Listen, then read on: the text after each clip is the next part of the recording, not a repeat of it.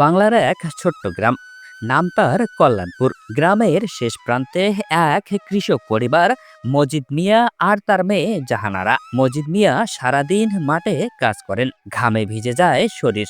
আর জাহানারা তাকে মাঠে পানি আর খাবার পৌঁছে দেয়। জাহানারা ছিল গ্রামের সবার প্রিয়। তার মিষ্টি হাসি আর সরল স্বভাব যে কাউকে মুগ্ধ করতে পারত। অন্যদিকে শহর থেকে কয়েক কিলোমিটার দূরে বিশাল দালানে থাকে ধনী ব্যবসায়ী হাশেম সাহেবের পরিবার। তার ছেলে আদনান বড় লোকের ছেলে হলেও অহংকার ছিল না। শহরের ব্যস্ততা থেকে কিছুটা শান্তি খুঁজতে মাঝে মাঝে গ্রামে আসতো। একদিন আদনান তার বাবার জমি দেখতে কল্যাণপুরে এলো। সেই দিনটা ছিল বৈশাখ মাসের শেষ দিন। মাঠে ধান কাটা চলছিল। হঠাৎ আদনানের চোখে পড়ল জাহানারা। গায়ে সাদাসিধে শাড়ি, মাথায় ওড়না, হাতে পানি ভর্তি কলস। তপ্ত রোদেও তার হাসি যেন সোনালি ধানের মতো ঝলমল করছিল। সেই প্রথম দেখাতেই আদনানের মনে ঝড় উঠল।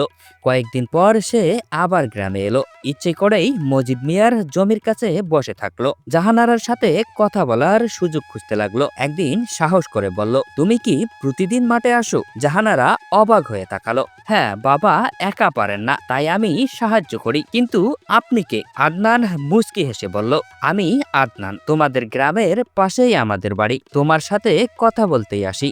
এভাবেই ধীরে ধীরে তাদের বন্ধুত্ব গড়ে উঠল।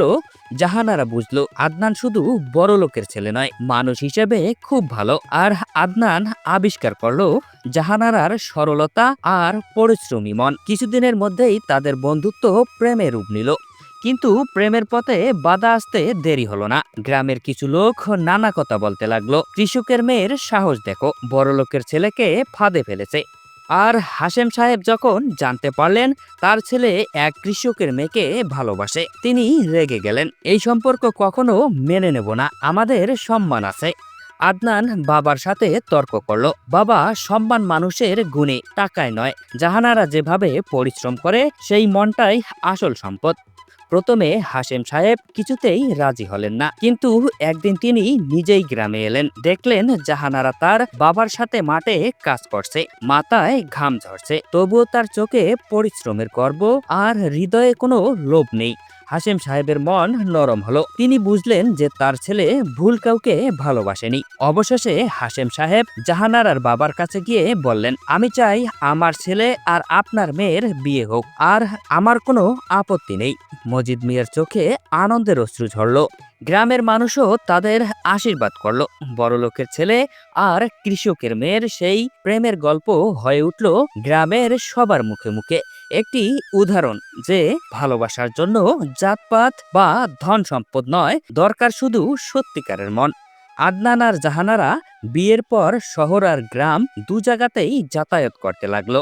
জাহানারা ভুলে গেল না তার শিকড়। প্রতি মৌসুমে সে বাবার জমিতে সাহায্য করত। আর গ্রামের মানুষ শিখলো সত্যিকারের ভালোবাসা কখনো হেরে যায় না।